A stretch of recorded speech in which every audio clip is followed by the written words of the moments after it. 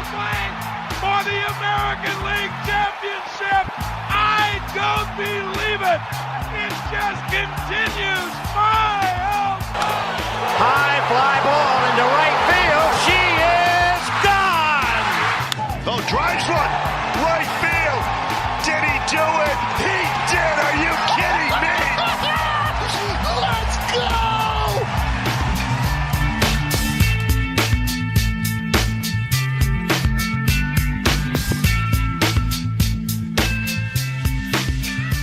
Yeah, that intro gets me fired up. I hope everyone else gets fired up for that too. It's the FSS Plus Podcast. Jason Churchill with Joe Doyle.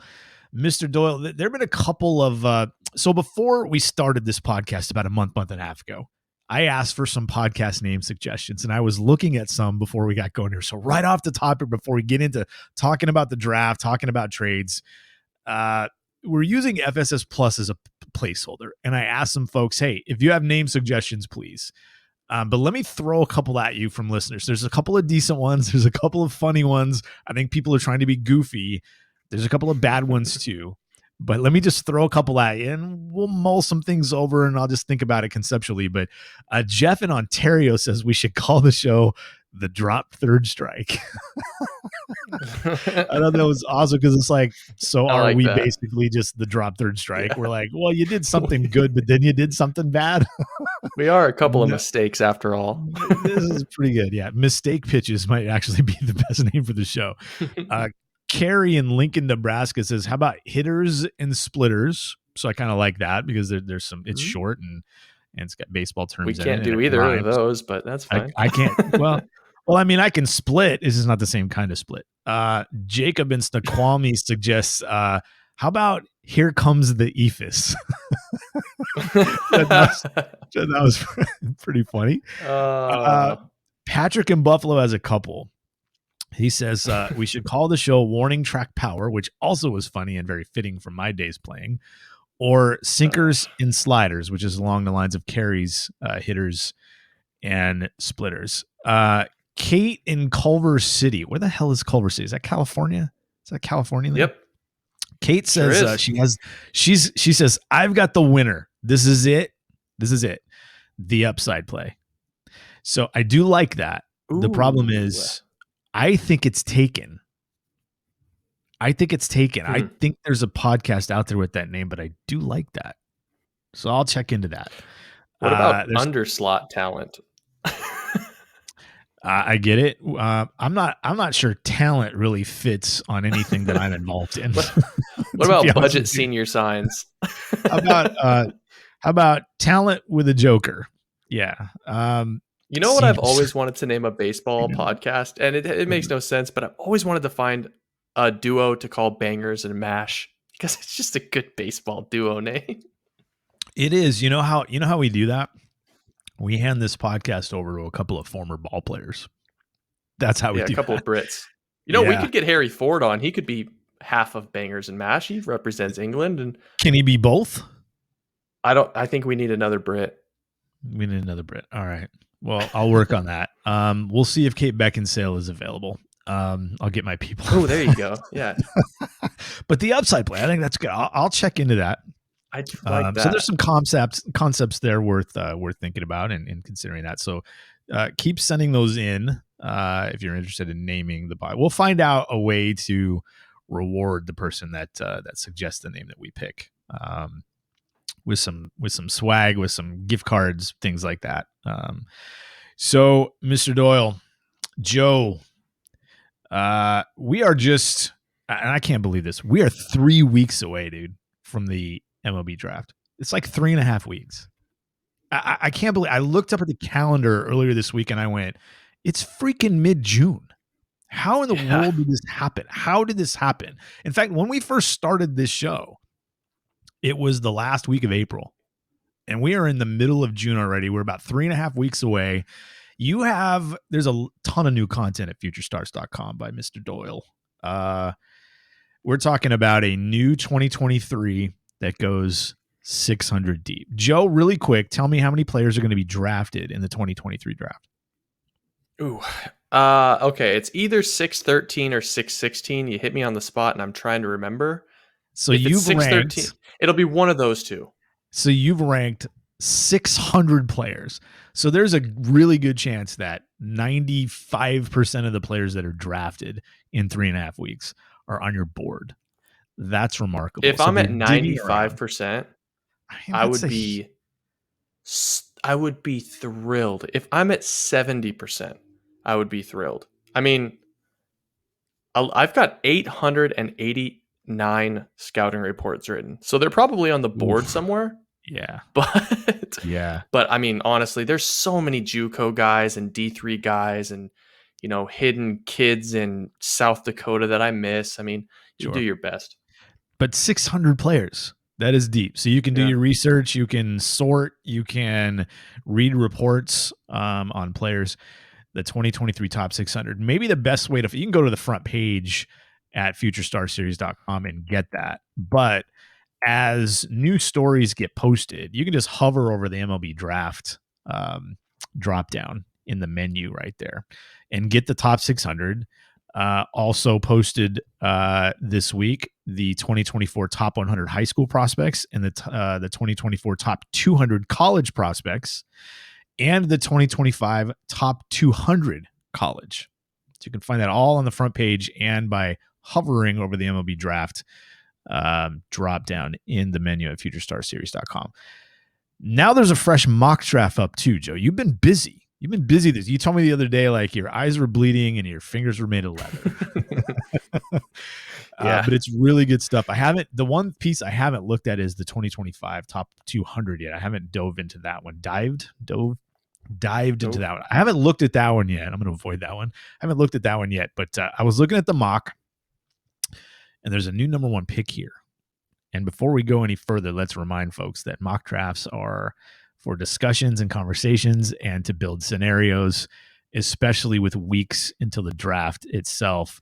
This is not a pure projection, but Joe, it's not Dylan Cruz at 1-1. It's Max Clark this time. Take us through the idea here. Why Clark could go number one, why the Pirates might do something like that, even if they might agree with everyone else that Cruz is the best player in the class. Yeah, I mean, listen, I'm not the first person to suggest this. The Pirates this wouldn't be the first time that they've shaved a bunch of money off the top. The idea here is you're allotted a certain amount of money that you can spend in any given draft. You can't go over that figure without penalty. So if you're looking to maximize how you can spread out that money and get the most bang for your buck, as they say, you take a player with the number one overall pick, you shave some money off of that first pick by not taking the quote unquote prohibitive number one talent, if you want to call it that. And you're able to spend those savings in the second and the third and the fourth and the fifth. And Jason, as you and I were talking about before we even hopped on, this is not the first time the Pirates have taken that tact. In fact, 2 years ago, they did it aggressively. Now, what happened in that draft? Refresh my memory. Let everyone know what exactly they did in that draft at the top. And what were the savings, give or take? You may not have the figures in front of you, but how much did they save by not taking, the guy that probably should have gone 1-1, whoever that was? So in 2021, they took Henry Davis with the first overall pick. There was a split camp on exactly who should go number one that year. Jack Leiter had his believers. Marcelo Meyer had his believers. Jordan Lawler had his believers. But they went with Henry Davis. Now, the value in 2021 for the number one overall pick was slotted at $8.4 million. Henry Davis cut a deal with the Pirates to go first overall. He probably would have gone somewhere in the 4 to 9 range had he not gone there for $6.5 million. So they saved $1.9 million with that first pick. And here's what it allowed them to do. Let me just pull this up here. They were able to splurge all over the rest of the draft. So their second round pick had a pick value of $2 million. They spent $2.8 million and landed a premium high school talent in Anthony Solometo. Mm-hmm. The third pick, comp round B, had a value of $1 million. They spent $1.5 million on Lonnie White Jr. Now, admittedly, Lonnie White's struggling a little bit, but that's going to come with any draft. Their third round pick, slot value of $870,000. They spent $3 million on Bubba Chandler, probably the best two-way prospects that we've seen since now Bryce Eldridge. So he had a lot of first round grades from folks, did he not? a ton. And you know what? He's been really good. He's striking everyone out. Command was always going to be an issue. Still only 20 years old. He's still struggling to command the baseball, but he's striking everyone out. Anthony Solometto's up to Double-A. He's posting gaudy strikeout numbers. Some people think he's the next Madison Bumgarner. And to his credit, if you go back and look at the 2021 draft, Henry Davis is right there with, Jordan Lawler, Marcelo Meyer, and besides those two, who are you going to put like Matt McClain and Harry Ford? Like those are probably the top 5 players from that class. Right. And he's on the brink of the big leagues. He's got to get healthy first, but he's moved up really quickly over the last 2 years, Henry Davis has. So you can see that working in Pittsburgh's favor. So fast forward to 2023, in a scenario where they don't go Dylan Cruz, maybe it's Max Clark, like you mocked in your latest. What kind of savings are we talking about at that particular point? The slot in that spot is $9.7 million, and Pittsburgh has over $16 million to play with, the most in the league this year. So if it's Max Clark over Dylan Cruz, are we talking about another $1.5 million to $2 million difference maybe? Well, yeah. So the short answer is yes. I do want to point out the new CBA had a new rule added where you have to offer someone 75% of their bonus pool so long as they attend the combine. And everyone in the first 2 or 3 rounds will attend the combine or at least be invited. So they have to offer, say, Max Clark, $7.4 million. I think that's the least they could have, maybe 7.3. So the most that they can really save. Yep. Yeah, the most they can save here is $2.5 million. And I don't think Max Clark, knowing his advisor and his agent, I don't think they're going to go all the way down to that point. But I do think you could save $2 million here, get Max Clark. And I noted this in the mock, he's got a huge ego. Like this kid wants to be considered the best, and the label of going number 1 overall means a great deal to him. It meant a great deal to Henry Davis too. So I think you could cut a deal with Max for 7.7, save $2 million, and then all of a sudden, just like 2021, you have $2 million extra dollars to spend somewhere else in the draft. And I tell you, man, there's some good talent that people are pretty iffy about whether or not someone's going to be able to pay them. So you look at let's take a look really quick on where Pittsburgh. So Pittsburgh, obviously they pick 1-1. Their next pick after that is at 42, the third pick of the second round. But then they have an extra pick in the competitive balance round B at 67, the final pick of that round. But then they also pick 6 picks later. So after the first pick, they go 42, 67, 73. They have some opportunities there to essentially repeat what they did in 2022. Now, maybe throw out a name or two for pick 42 and 67 if you could. Somebody who might be, we expect him to be higher than slot if he gets to 42, if the player gets to 67.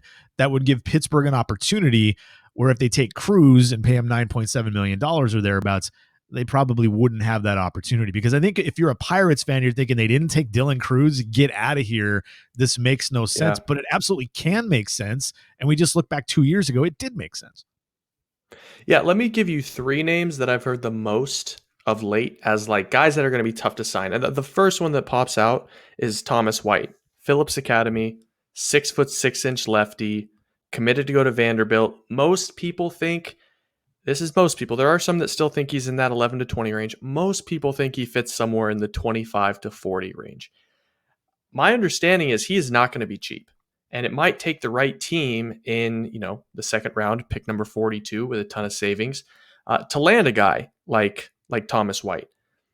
I think it's the type of guy that if he gets past the sandwich round, you start asking, is anyone going to be able to pull this guy from Vanderbilt?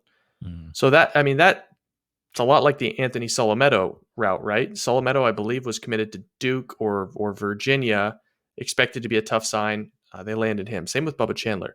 So Thomas White is the first one. Rock Chalowski is a shortstop out of Chandler, Arizona. Really talented two-way guy. His dad was a long-time scout for the Cincinnati Reds. physical shortstop, projects to stick at the position. He's committed to UCLA. Heard he's going to be a little bit tough to sign. Kind of guys are up in the air on whether or not he's actually going to want to go pro, or if he comes from an affluent baseball enough background to just go to college.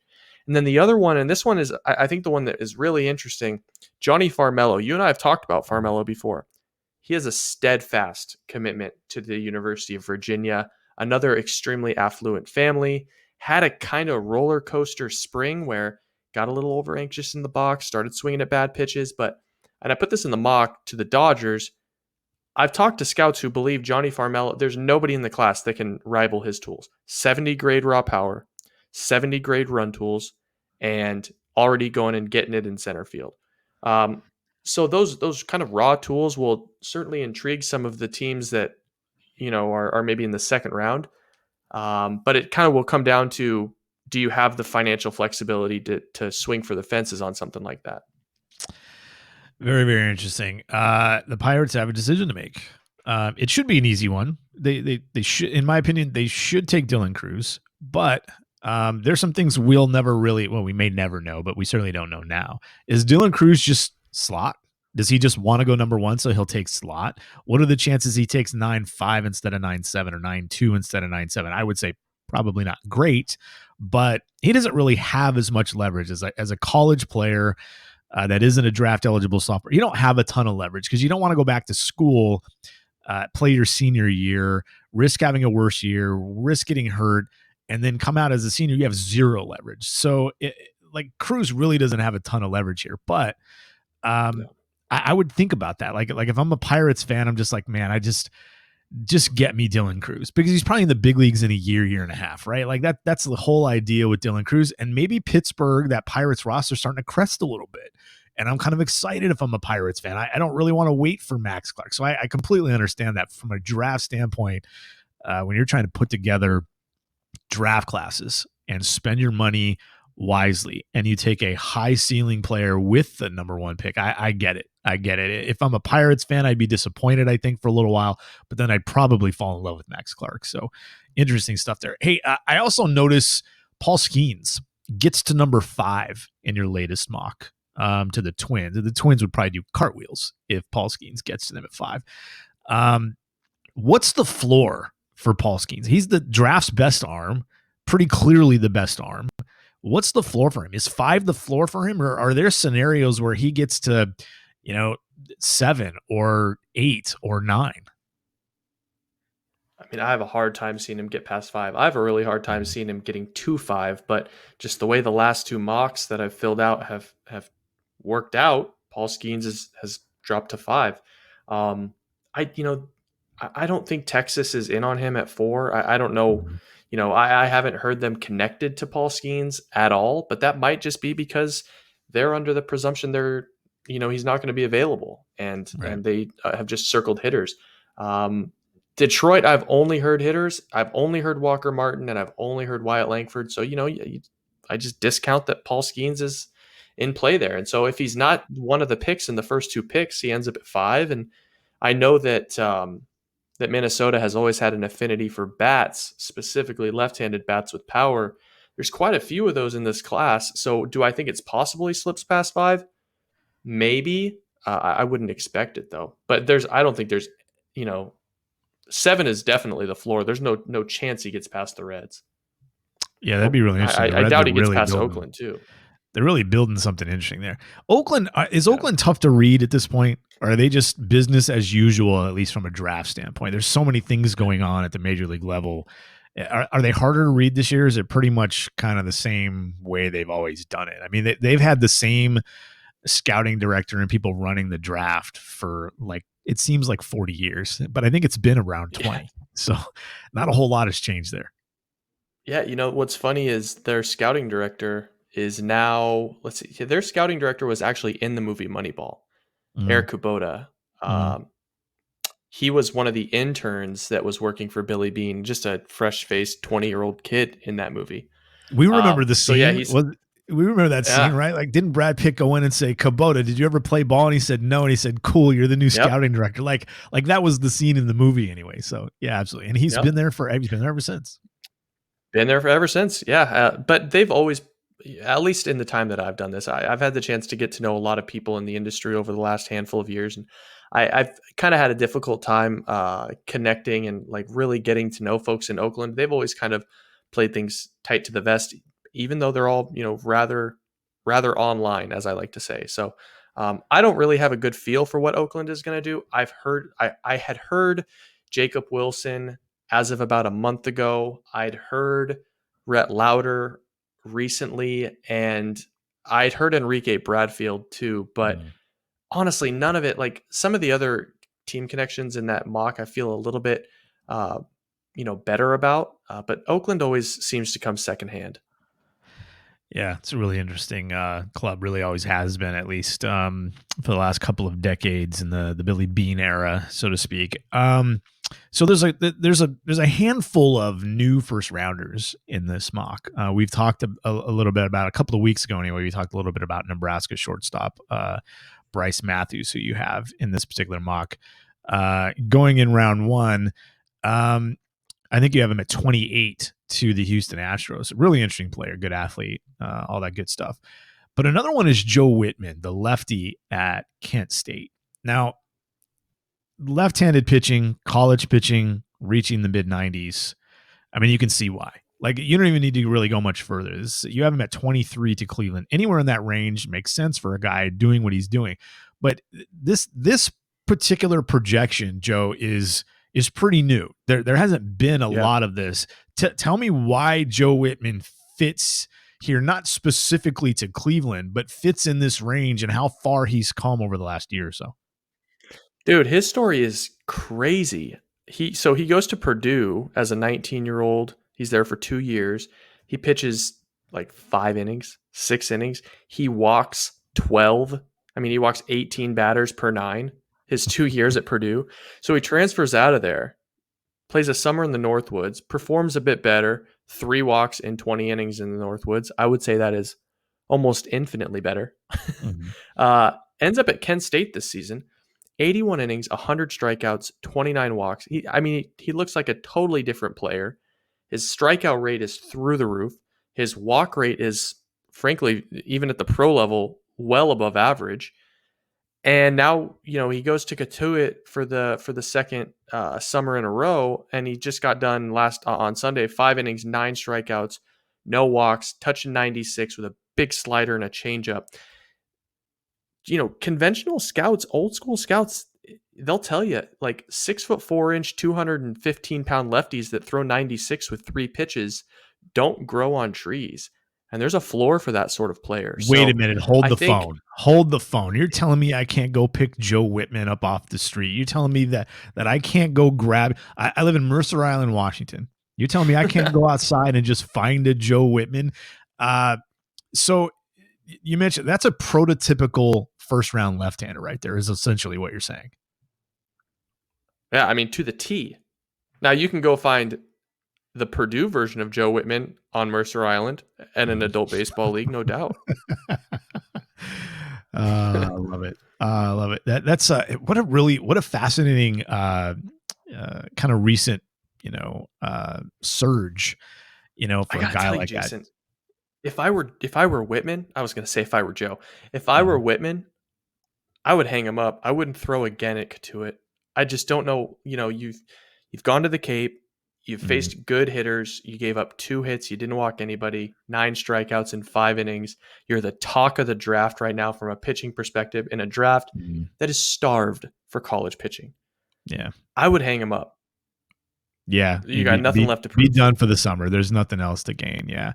5 innings, 2 hits, 9 strikeouts, no walks. Nobody touched him after a season at Kent State where he struck out 181 innings. The people a lot of times will look at some of those leagues, the MAC, some of those other leagues. I remember when Chris Sale came out, I was like, yeah, but it's Florida Gulf Coast. Like who cares? The numbers pitcher numbers are easier to project. You can project those things a little bit easier. You can see stuff and see why the numbers are legit and project that a little bit easier. So this isn't like a hitter in a smaller conference hitting 400 with 30 homers. Like the stuff matches up. This is something we don't really have, maybe more today than before. We don't have a thing for hitters where we go, well, what's the stuff look like? We don't really have that. Like, we can look at some data. Does he hit the ball hard? Things like that. But we don't even really have, like, publicly anyway, we don't have measurements that tell us, can this hitter hit velocity? Can this hitter hit a pitch, in this area on an 0-2 count when he's expecting a breaking ball? Can he hit the fastball? We don't have data like that. You have to mine it yourself. But with pitchers, we can go, well, he's 93 to 96 and, depth on the curveball and late bite and, 28% swing and mitt. We have all of that stuff. So tell me really quick, Whitman, what's the ceiling on this guy then in the draft? You have him at in the 20s to Cleveland. Could somebody looking to maybe save a bit with their first, like, I look at the Cardinals, for example. Now, I'm not big on drafting for need. You don't draft for need, especially in the first round. But if you think you have him with Bryce Eldridge, who's a really interesting two-way guy with big power and he throws 1,000 miles an hour. But if you think Bryce Eldridge and Joe Whitman have, like, you put the same grade on them, essentially. If you're the Cardinals, do you take Whitman? Because, traditionally speaking, Whitman's going to get to the big leagues almost assuredly, and you need it. Like, can you see something like that happening with a St. Louis or a team like Milwaukee, who's going to run into some money issues with some of their starters the next couple of years? Or is the low 20s maybe the ceiling for Whitman at this point? Honestly, man, I think he can climb higher, and that he could hang up the cleats right now, and I think he could climb higher. I think there's enough high school talent in this class that teams are excited about. The high school bats, the teams are excited about, that they don't think they're going to have a chance at in the second and third round unless they cut a deal in the first round.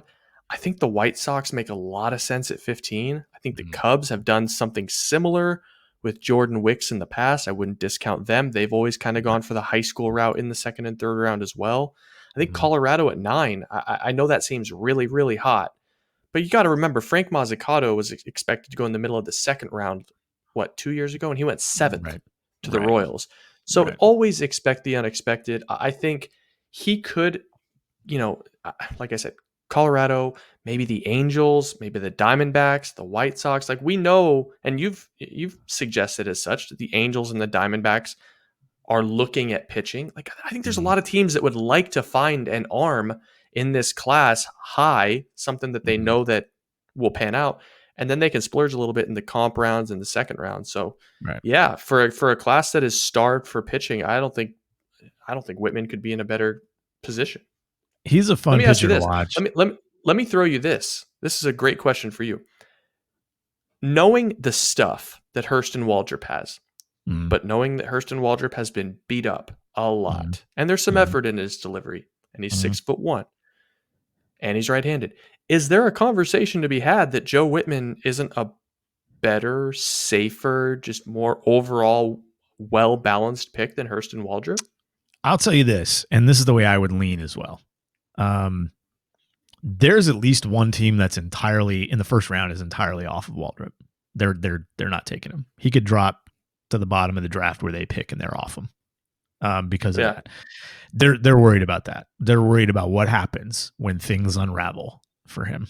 And that's their projection at this point. And that's at the checker level. So this is getting into the scouting director's ear, and it's probably going to win over. So this team's not. So if Waldrop's on the board I'll just say the 20s, this team's not taking him. So that's kind of how I lean to. I do have to worry about that. There are a lot of things I don't know about how he was used in between starts. There are a lot of things we don't know about. What do they ask of their pitchers between starts? That's what we don't know in high school. We don't really even know that in college. You can ask the player, but we don't know how much they're throwing. We just don't. So I'd be worried about that as well. Been abused a little bit. That happens in college. A guy like Joe Whitman, I think here's the thing. We typically think of high school players as the more projectable level because there's more time and there's bodies that can fill out and even growth. Sometimes a high school kid, 17, 18 years old, is 6'1", he ends up 6'3". Like, things like that happen. College, you're talking about a 21, 22-year-old, probably not going to grow much, but Whitman's already 6'4", 215. If I'm a big league club and I'm drafting in the middle of the round, and I don't want to take a chance there, I don't like the Blake Mitchells, the Noble Myers, the Colin Houks, the Aiden Millers, guys like that. the Arjun Namalas, the guy, like if I'm not comfortable with paying the price for those guys, this is where a guy like Whitman falls into play, even if he costs me basically slot, because I can project that. I can use that, and I can, look at the teams that are drafting in that area. You mentioned the White Sox and the Cubs. Those are teams that are trying to compete right now. The Red Sox at 14, trying to compete right now. The Giants trying to compete right now. The Orioles trying to compete right now. The Brewers trying to compete right now. They could all use a big league lefty in their rotation inside of 2 years. So it fits. So it's funny. I think you're right. If you think he's that good, or he belongs somewhere in that first round conversation, I don't see why a team in the teens, in the early to mid, and even down to the late teens wouldn't say, yeah, Joe Whitman makes sense. I was really surprised to see that. I had Whitman as a second rounder. That's the buzz that I'd been hearing all along. But that start in the Cape and his performance at Kent State, I get it. Not a lot of lefties. I think what's interesting, when we started this year, the Alabama lefty was the best lefty in the class. Am I right? Grayson Hitt. He was crazy.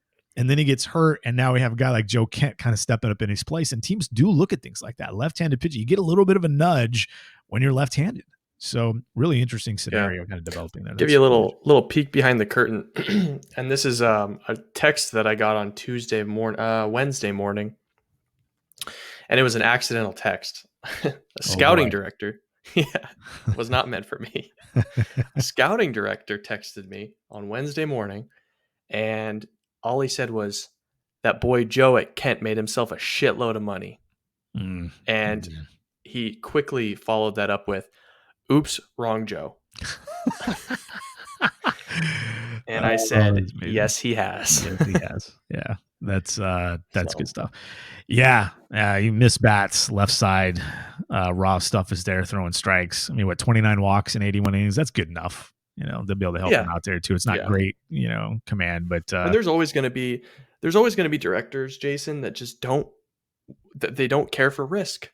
Yeah, they don't care for high schoolers that have a 4-year ramp up.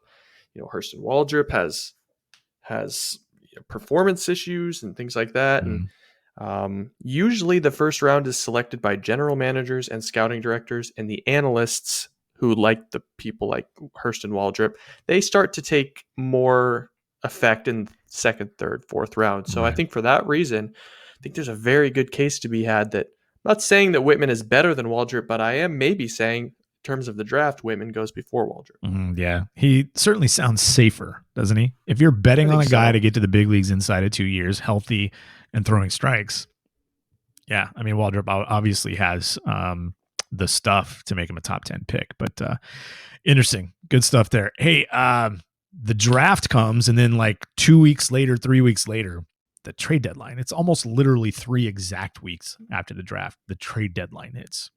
I think one of the interesting things that's developing this summer is when you check out where we are in Major League Baseball, we're 65 to 70 games in. Most clubs have played 65 to 70 games.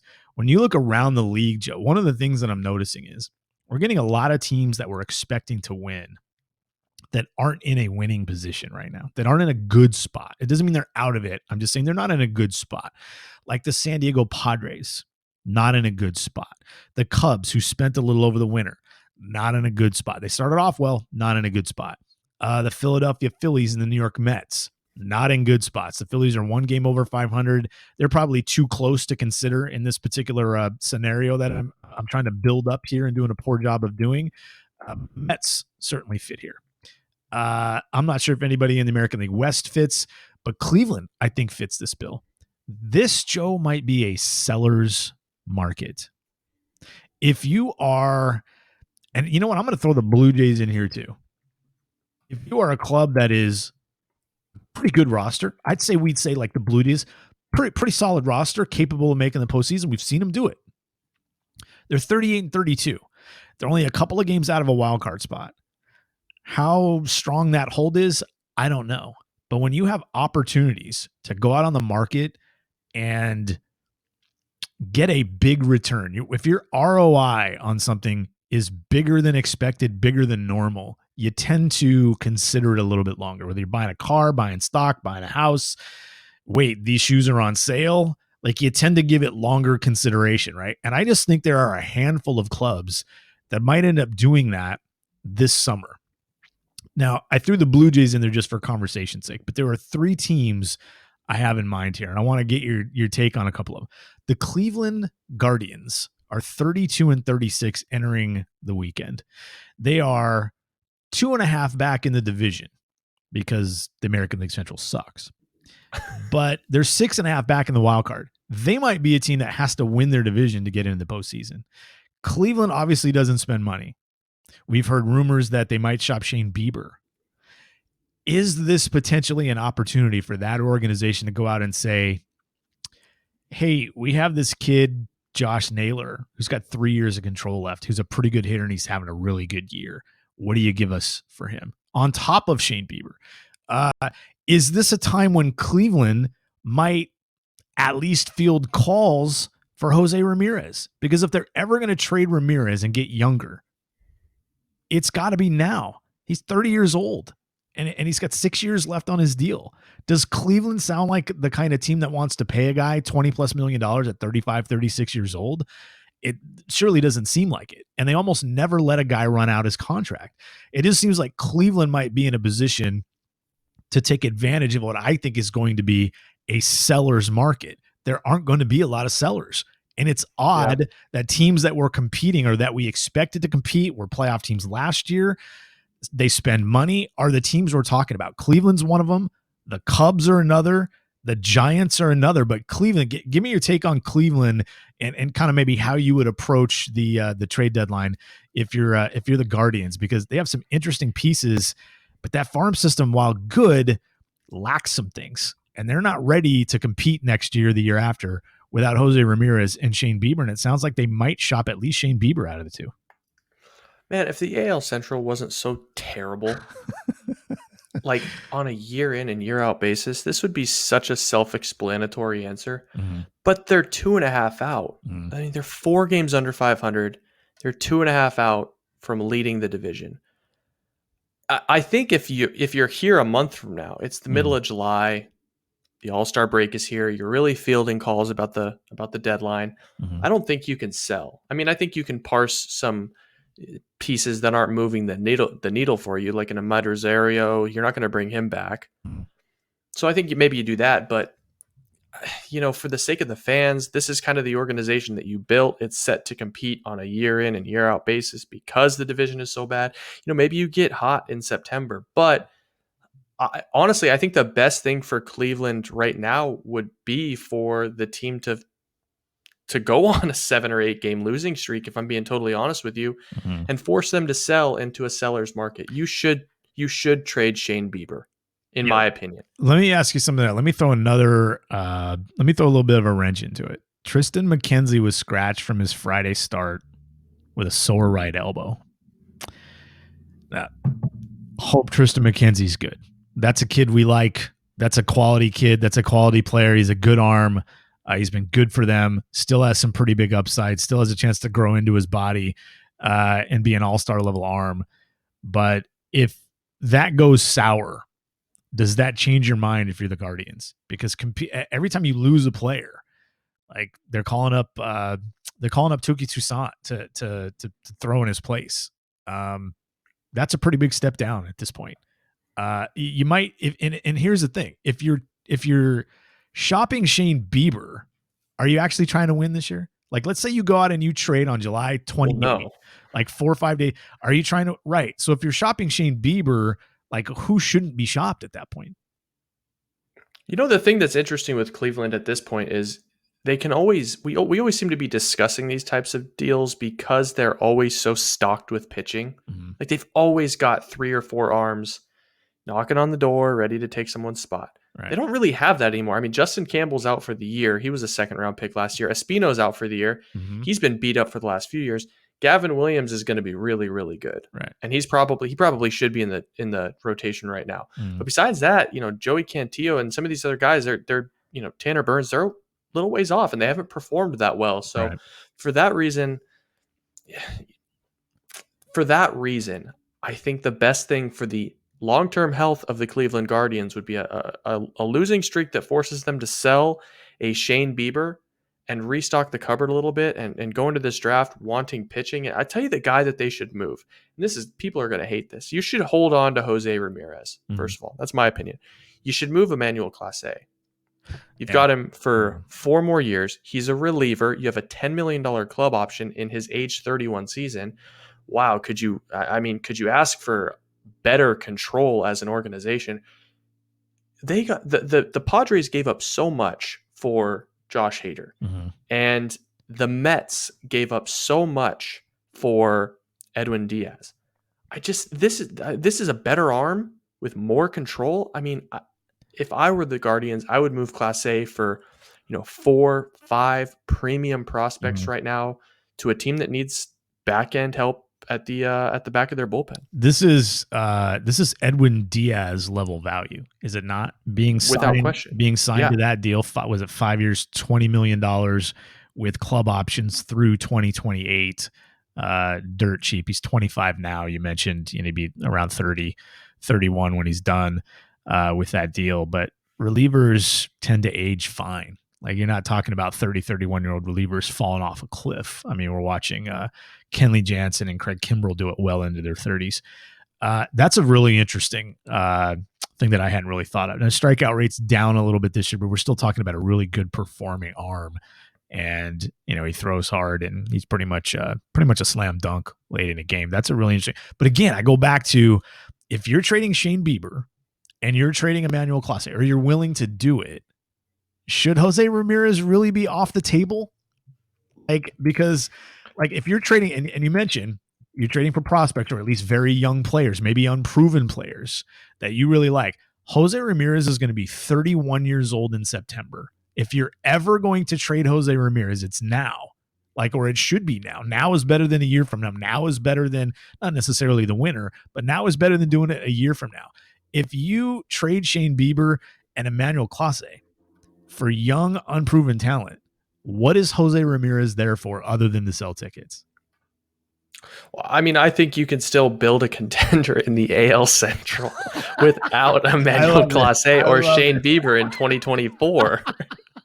I love it. Jose Ramirez, you have a perennial MVP candidate who's signed and loyal and committed 5 more in your years. Organization, for 5 more of his prime years. I don't think there's anything that you could get back for Jose Ramirez, especially now that he's signed to we'll call it it's still a team-friendly deal, but there's money on that contract. So he loses a little bit of inherent value there.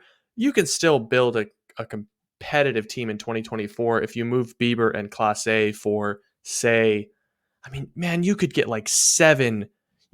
7 prospects that fit in Cleveland's top 15 prospects. You could probably get 3 or 4 top 100 prospects for just those 2 arms. Right. Plus the Josh Naylor role type players that make a team tick. Yeah.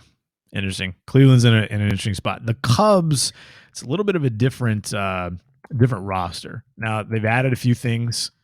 I think the interesting one is Cody Bellinger, because essentially when you look at Bellinger's situation now, he'd struggled the last couple of years. Look at his contract situation.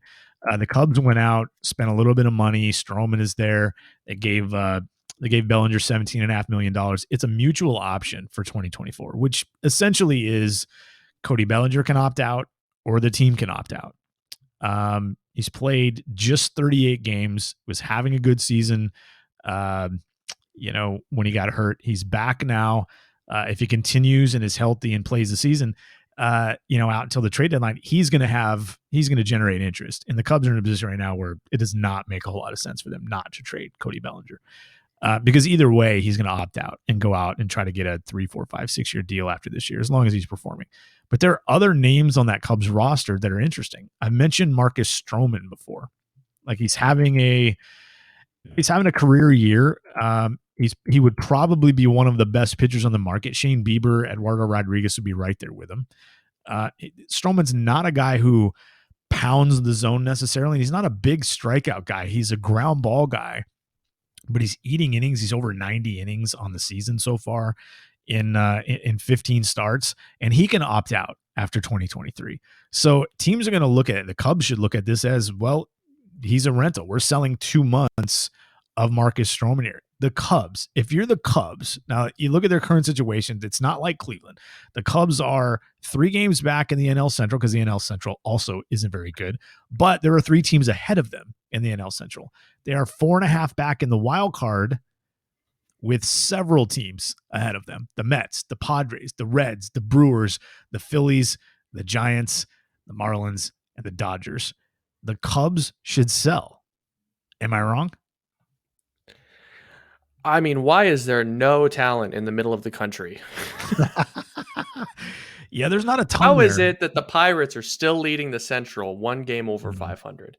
I would normally say, Jason, yeah, they're in 4th in the Central. Like, come on, sell it. Like, you got a bunch of guys that aren't going to be back anyways.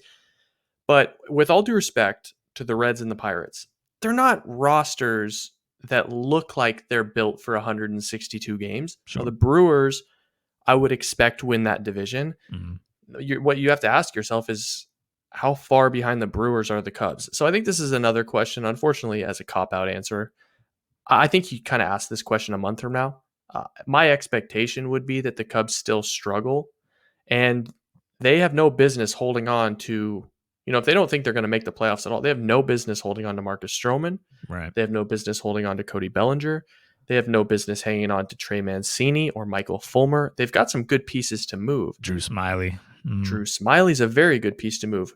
The thing is, the Cubs have spent so much money recently only to seemingly move it at the deadline. It feels almost like they are spending money to buy prospects, does it not? I mean, yeah, and at some point, though, like as a fan, and if you're running that team, Jed Hoyer, you want to start winning at the big league level. But there comes a time when you look at the Cubs, they were like 15-13 on May 1st. And now they're 4 games under 500. So they're 6 games under 500 the last, month and a half or so. And everybody's passing them. But at some point, you want to start turning things into victories at the big league level, but you can't ignore the facts. If you have 6 teams to climb and you have 6 games to make up, you're really not in it, And if you have rentals, like, what are you doing? So you make a choice. So you have to at least shop those guys, right? If their status does not change and they're in basically the same position in late July, you have to at least shop those guys. I'm not saying you have to trade without them. question. If you don't like the return for Cody Bellinger, you're like, screw it. We're just going to keep him. He's comfortable here. We like him. Maybe we'll try and talk him into staying here and offering him a deal. But if we trade him, it's a completely different story. We have no control over the player. We don't control his usage. We don't control how he goes about things. We don't know anything. I think that's probably where the Cubs are right now. The other team, Joe, is the Giants. The team that there are 2 teams in Major League Baseball that make no sense to me. Only 2. Like I'm not saying I agree with the way the Reds do business, but it makes sense. I know what they're doing. I know what the Pirates are doing. I know what the Rays are doing. I know what the A's are doing. I hate that too, but I actually know what they're doing. I understand it. I don't understand what the Rockies are doing, and I don't understand what the San Francisco Giants are doing. And I have a friend in the front office there, and he's tried to explain it to me, and it still makes no sense. I'm getting it from the horse's mouth, and it still makes no sense to me. So if we flip over to that Giants roster, now they're in a little better position than the Cubs. When we look at, here it is in mid-June, the San Francisco Giants are fringe contenders, I think at least, and have a chance to improve their stand. They're 36-32. They're in one of the wild card spots right now. They're 4.5 games back in the division with the Dodgers and the Diamondbacks ahead of them. I'm not saying they should be aggressive sellers, but look at that roster. What are they trying to do here? It's remarkable. They signed Mitch Haniger. He's out. He got hit and he's out. Who saw that coming? You have Ross Stripling on the IL. Alex Wood is on the IL. Robert Perez is on the IL. Michael Conforto's actually hitting. You have 57-year-old Brandon Crawford playing third base. JD Davis spent some time in there. I think he's off now or is soon. It's just, you have a lot of older players and players that aren't long-term for you. Like Mike Yastrzemski is a really good role player, really good, like 7-hole hitter. but he's 33 years old this summer.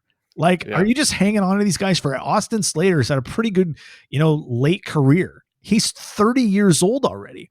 Why are you keeping these guys for the long haul and paying them a bunch of ARB numbers when you could trade them and actually get better for the long? I don't understand what the Giants are doing. I don't know what it is that they're trying to do, what they want to do, other than we're trying to win and we're just doing it in a very strange manner. I think they have a lot of pieces where even if they're in it and hold a wild card spot, I could see them maybe trying to move someone. I could see them maybe trying to move, Alex Cobb, or I can see them maybe trying to move, the Rodgers boys out of the bullpen. Yeah. I could absolutely see something creative to take advantage of a seller's market.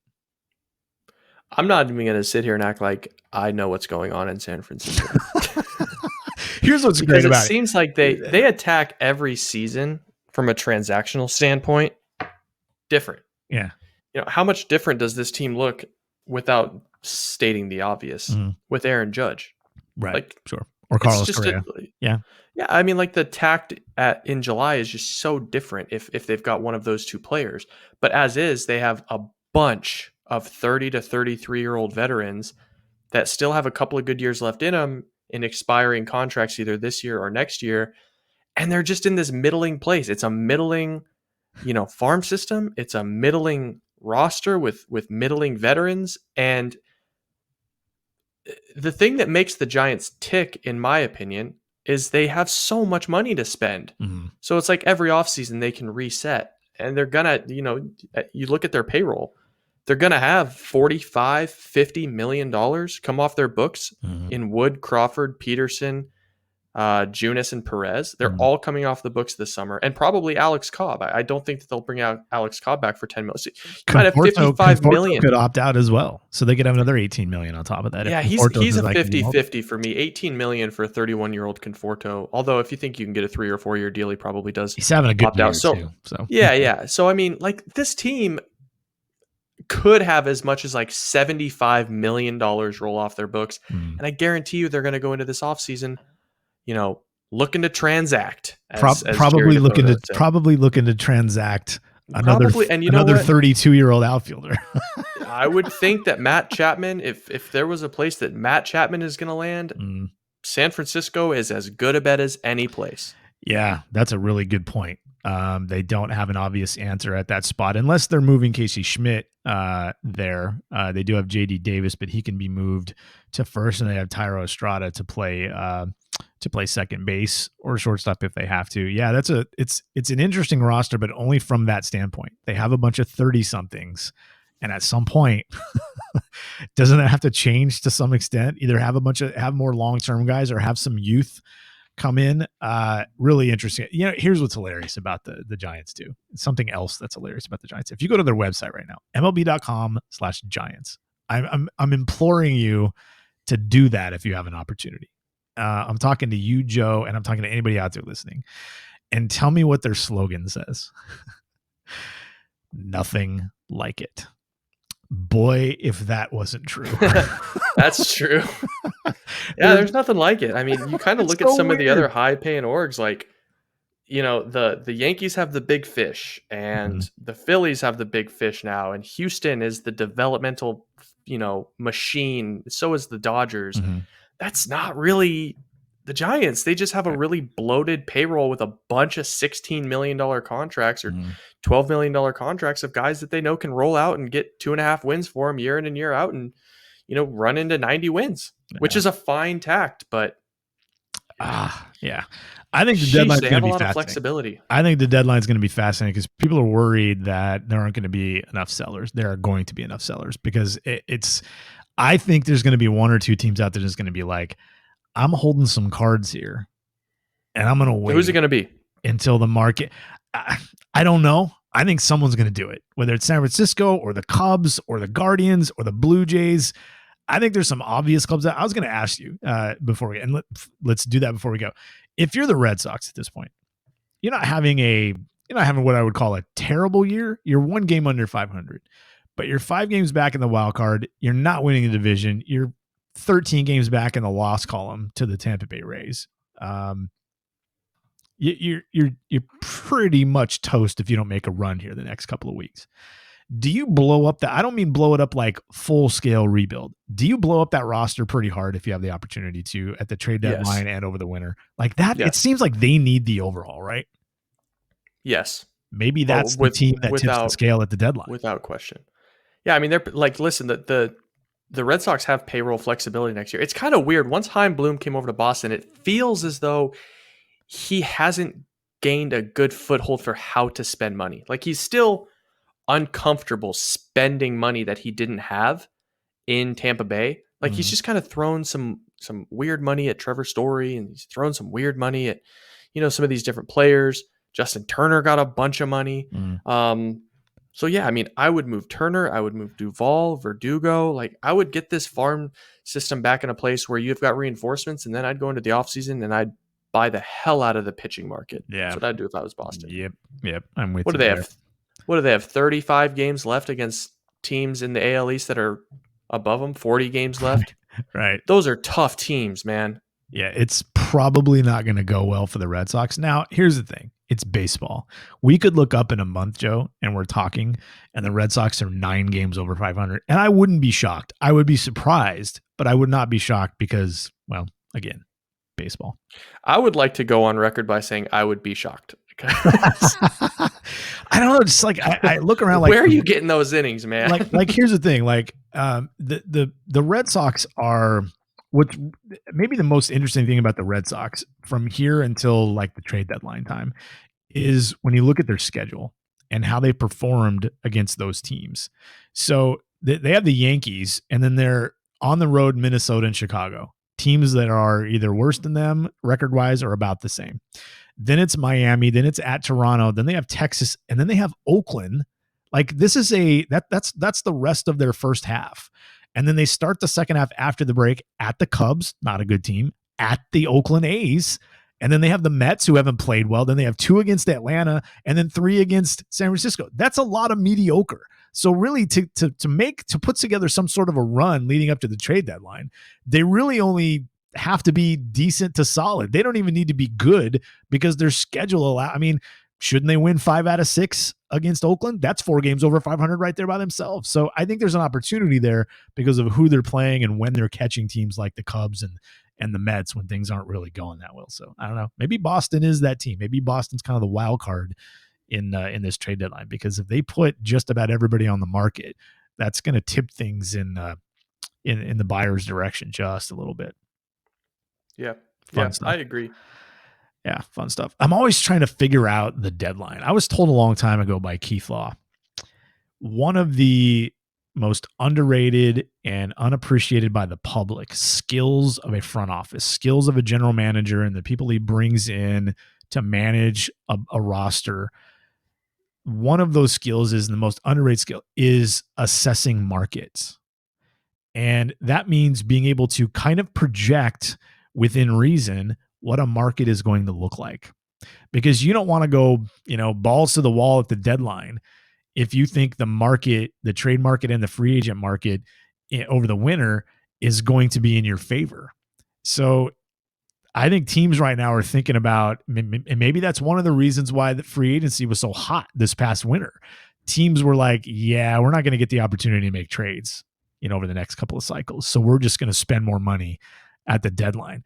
That Red Sox team that you mentioned with Bloom in there, I think the Red Sox are basically trying to be the rich version of the Tampa Bay Rays. And what do we always say about the Rays, Joe? What do we always say about teams trying to be the Rays? Don't be the Rays. Don't try to be the Rays. Yeah, don't try to be the Rays. Yeah, they're the unicorn. So good stuff. We'll talk again next week, Joe. Really appreciate it. This has been the FSS Plus podcast. Talk next week. See ya. So just chill till the next episode.